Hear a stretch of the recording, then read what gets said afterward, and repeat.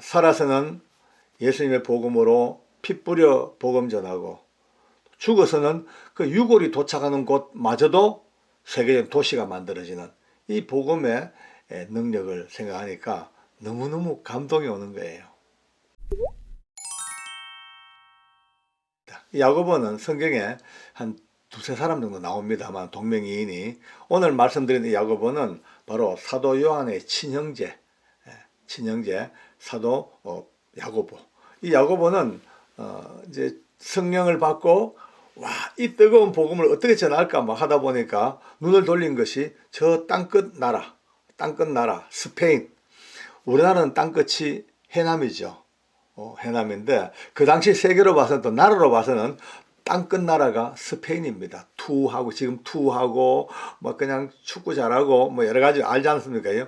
우리가 잘 아는 요나도 도망갈 때 요빠라는 곳을 도망가려는데, 요빠가 스페인에 있는 항구 도시거든요.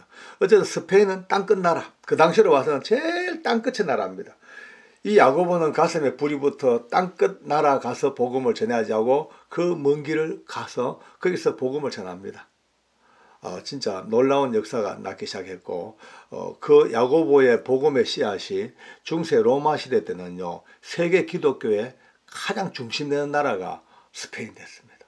가장 기독교 중심 국가가 됩니다. 그 정도로 복음의 능력이 강력하더라고요. 일단 거기서 이제 자기 사역을 마치고 돌아왔어요. 고향으로, 예루살렘으로 돌아왔는데, 그 당시에 헤롯 아그리파 임금이 그 유대인들의 환심을 사기 위해서 교회를 치지 않습니까? 막 치는데 그때 야고보가 순교해버립니다. 야고보가 죽고 난 뒤에 그에 아마 유언이 있었겠죠. 그 유골은 잘 이렇게 이제 봉인돼 가지고 그 유골이 어디로, 자기의 꿈과 마지막 노년의 꿈을 다 바쳤던 스페인 그쪽으로 이 유골을 가서 거기서 묻어달라고 아마 했겠죠. 그러니까 그 배에 실어서 그 유골이 갑니다. 가다가 태풍을 만나가 배가 다 파손돼 가지고 유골이 잃어버렸어요. 유골을. 그 세월이 지났습니다. 세월이 지난 후에 스페인의 어느 평원이 쫙 깔려있는 그 인접한 해안 지역에 야고보의 유골이 둥둥둥 떠내려 왔는가 봅니다. 그것이 어디냐면은 얼마나 아름다운 밤하늘을 가지고 있는지, 별빛이 쏟아지는 평원, 별빛이 쏟아지는 넓고 넓은 평지. 그 평지가 콤뽀라는 말이 콤뽀. 별빛은 스텔라. 우리 차 스텔라 차, 이게 알고 보니까 별빛이 쏟아지는 스텔라. 그 지방 이름이 콤포스텔라라고 그곳에 유골이 이제 딱 안치가 됩니다. 그러니까 이때부터 이 소문이 나니까 사람들이 몰려들고 야고보의 유골이 여기에 유해가 와 있다니까 막 이게 뭐 점점 해가지고 이 도시가 큰 도시로 형성돼 가지고 지금은 순례자들이 꼭 한번 찾아보는 곳이 콤포스텔라라는 도시랍니다. 저는 못 가봤거든요. 근데 내년쯤은 한번 가보고 싶습니다. 내년쯤은 제 계획입니다만은 이제 이곳저곳 주님이 또 사도들이 다녔던 그 길들을 좀 찾아가면서 그 현지에서 이 영상으로 여러분들께 좀 소개해 드리고 그래 할까 싶은 생각을 갖고 있습니다만은 기도 중입니다. 어쨌든 이 콤포스텔라가 세계적인 이제 도시가 되기 시작합니다. 저는 이것을 보면서 참 놀라운 감동을 받습니다. 살아서는 예수님의 복음으로 피 뿌려 복음 전하고, 죽어서는 그 유골이 도착하는 곳마저도 세계적 도시가 만들어지는 이 복음의 능력을 생각하니까 너무너무 감동이 오는 거예요. 우리가 두 번째 만나볼 사도가 안드레입니다.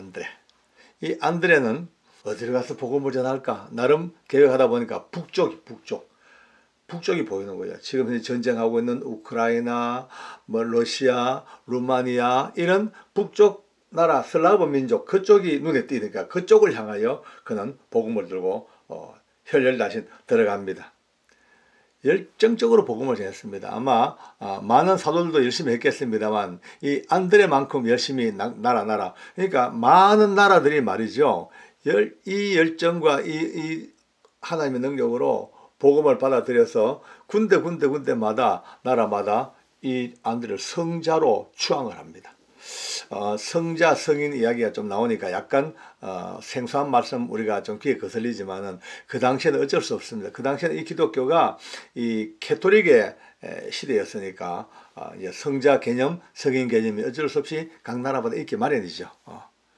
그런데 결국은 그 열정 끝에 북부 지역에서 어느 날 십자가에 못 박혀 안드레도 순교를 합니다. 근데 그는 십자가를 지는데요, 이런 X형 십자가, X형 십자가에 거꾸로 매달려서 그렇게 죽었다고 기록이 나와 있습니다. 그가 죽은 후에 그 유골이 흘러 어디까지 왔냐면요, 바다를 건너 스코틀랜드, 영국의 윗지방 스코틀랜드까지 유입이 됐어요. 그 스코틀랜드에 그의 안드레의 유골이 있다는 딱 이거 하나 때문에 온 국민들은요, 국가적인 유물로 여기고요, 그 자부심이 하늘을 찌릅니다. 그 당시에 안드레는 스코틀랜드의 공식적인 수호 성자가 되기 시작합니다. 그가 죽은 날짜 11월 30일 날 처형이 됐다고 기록되어 있더라고요. 지금도 11월 30일은 스코틀랜드의 국경일이 돼가지고 지켜지고 있다는 거예요. 참 놀라운 것은 그가 못 박혀 죽었던 X형 십자가, 이것이 국기로까지, 그 나라 국기로까지 보시다시피 이렇게 만들어져 있습니다. 참 복음의 능력, 하나님의 은혜, 한 나라를 세우기도 하고 한 나라를 높이기도 하고 한 도시가 세워지기도 하고, 살아 복음 죽어 또 많은 사람들에게 감동을 주고 나라와 도시를 세워나가는 이 엄청난 사도들의 걸음걸음이 얼마나 감사한지요. 순교, 죽음 그걸로 끝난 줄 알았더니 그게 아니고 그 뒤에 이어지는 이 이야기들이 사뭇 우리 가슴을 벅차게 만들지 않습니까? 예수님의 제자 중에서 가장 젊은 제자가 마가라고 합니다. 마가복음을 쓴 마가. 이 마가가 어디로 눈을 돌렸냐? 이는 눈을 밑으로 돌려서 저 남쪽 지방 에집트 이쪽을 바라보게 됩니다. 저곳에 복음을 전하자. 그 드디어 이집트로 갑니다. 왜냐하면 또 미리 이 마가는 이집트에 아주 능숙하다고 기록되어 있더라고요. 이집트 아주 능숙해. 그러니까 이집트로 가서 자신만만하게 복음을 전하려고 갔는데 웬걸 안 돼, 전도가 안 돼요. 귀를 열지가 않아. 그러니까 정말 결신자 하나 없이 얼마나 헤매다가 결국은 어느 날 신발에 샌들끈이 뚝뚝 다 떨어져 버렸어요. 신발 수리하러 가야 되죠. 보니까 신발 수선센터가 하나 있어요. 거기 가가지고 신발 수리공한테 이제 신발끈 막 새로 수리하는 그 시간 동안 앉아가지고 복음을 전했겠죠. 놀라웠게도 이 신발 수리하는 분이 마가를 보고 호감을 가지고 그를 자기 집으로 데려가서 숙식을 같이 하면서 그와 대화하다가 드디어 1호로 복음을 받아들이는 신자가 됐답니다. 참 놀라운 것이 신발 수선공이 그 뜨거운 복음을 안고 그때부터 은혜를 받아서 하다가 나중에 이 로마 시대의 가장 큰 도시가 로마, 두 번째가 에집트의 알렉산드리아. 이 알렉산드리아에 교회가 생깁니다. 교회가 생기면서 제일 첫 번째 주교가 되는 것이 누구냐 하면은 바로 신발 수선공이 주교가 됐다는 거예요. 참 사람이 만남의 축복이 이렇게 놀라운 건지 모릅니다. 누구를 만나냐? 언제 누구를 만나냐?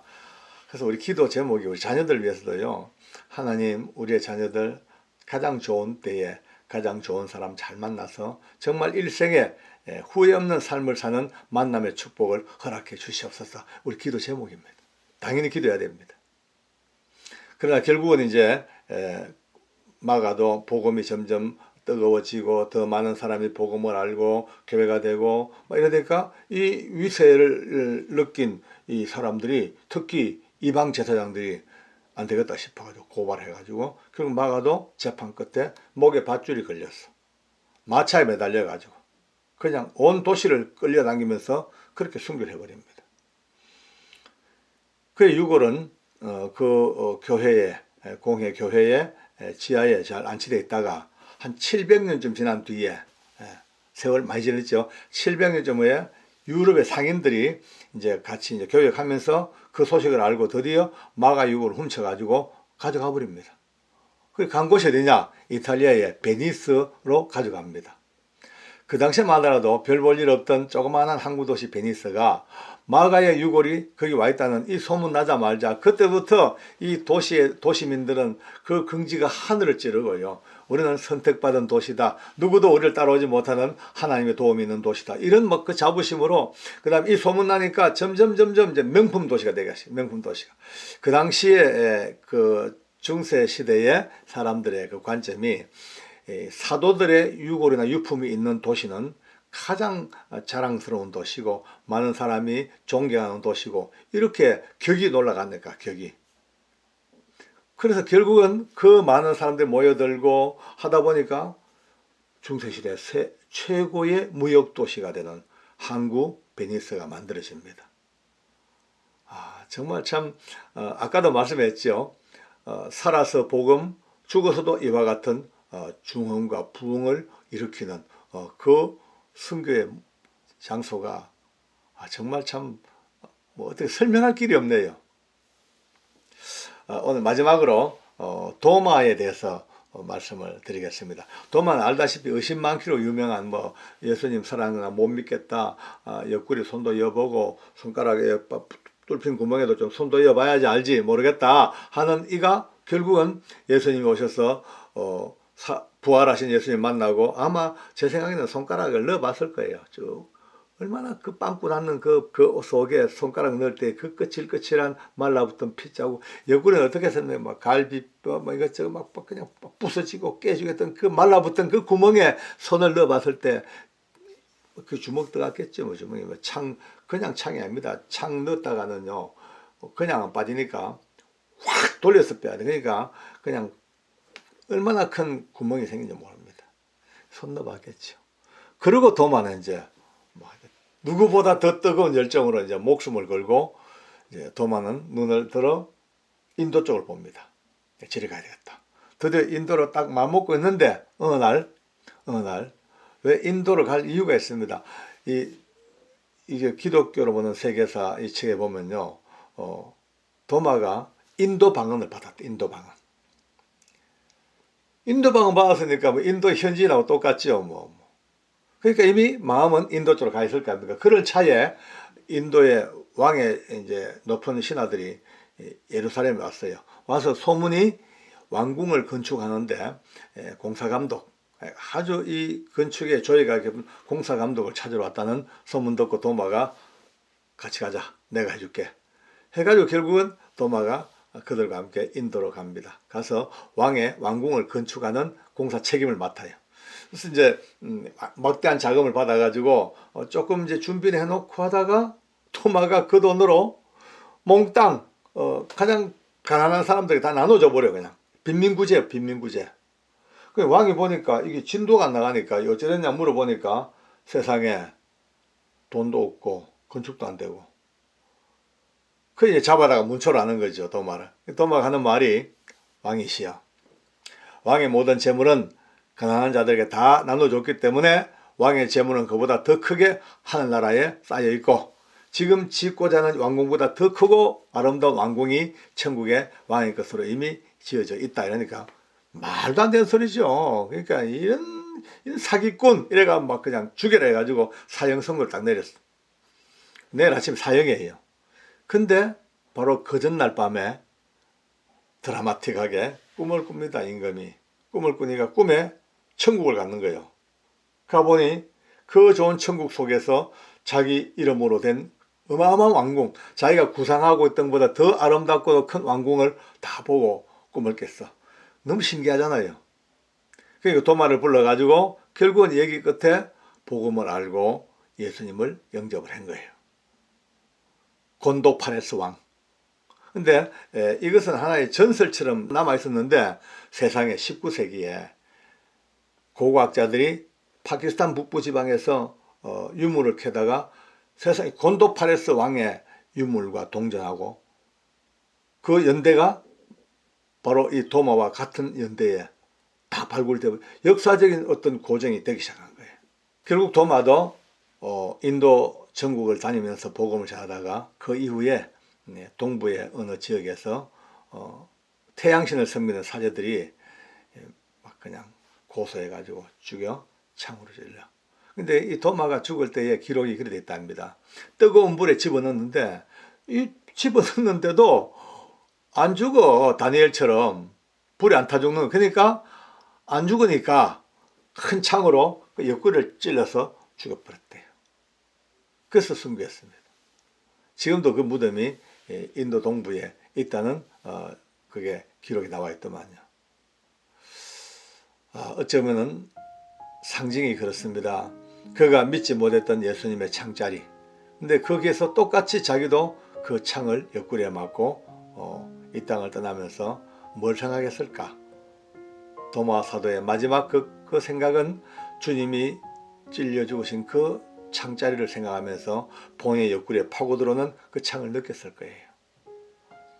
이렇게 사도들의 네 사람의 순교 이야기가 각 나라별로 이루어진 스페인과 그 다음에 애국과 그 다음에 유럽 북부 지역과 인도까지 이렇게 아우르는 이 순교 현장에서 오늘 다시 한번 오늘 우리가 살고 있는 우리 대한민국은 그들의 유골이 아니라 그들이 뿌려놓았던 복음이 우리와 함께 계심으로 이제 어느 때보다 베니스보다 아니 스페인보다 아니면 인도보다 아니면 어느 곳보다 더 크고 왕성한 복음의 나라 은혜의 나라가 될 줄로 확신합니다.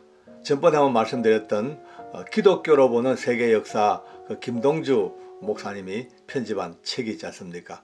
그 책을 다시 한번 보니까 거기서 정말 놀랍고도 상세하고도 재밌는 이면의 이야기들이 많이 들어있더라고요. 제가 책 광고 요청받은 것도 없고 저는 김동주 목사님도 알지도 못합니다. 제가 보다가 너무 좋아서 말씀드리니까 혹시나 이 기독교와 세계 역사의 연관성과 그 속에 감춰진 많고 많은 주옥 같은 이야기를 보고 싶은 분들은 꼭 한번 구입해 보시면 좋을 겁니다. 기도하겠습니다. 좋으신 하나님 아버지 감사합니다. 순교의 핏방울 위에서 세워진 교회들, 그 교회 위에 세워진 주님의 이름, 그 이름이 오늘도 우리 가운데 함께 계셔서 너무나 감사합니다. 예수의 이름으로 말미암아 세워지는 하나님의 나라가 오늘 우리 속에 다시 한번 새로워지게 하시고 대한민국, 우리 자유 대한민국도 하나님의 은혜 속에서 더욱더 풍요롭고 왕성한 하나님의 복음이 이루어지는 큰 역사 속에 이 나라가 세워지게 하여 주시옵소서. 어떤 세력들도 흔들지 못하고 하나님의 거룩한 영광에 함께하는 복된 나라 될 수 있도록 축복해 주시고 이 사도들의 눈물과 피와 저들의 열정으로 땀으로 세워진 이 걸음걸음 속에 오늘 우리가 다시 한번 들어가기를 원하오니 하나님 그렇게 역사하시고 우리 모두에게 긍휼을 베풀어 주옵소서. 감사드리며 예수님의 이름으로 기도합니다. 아멘.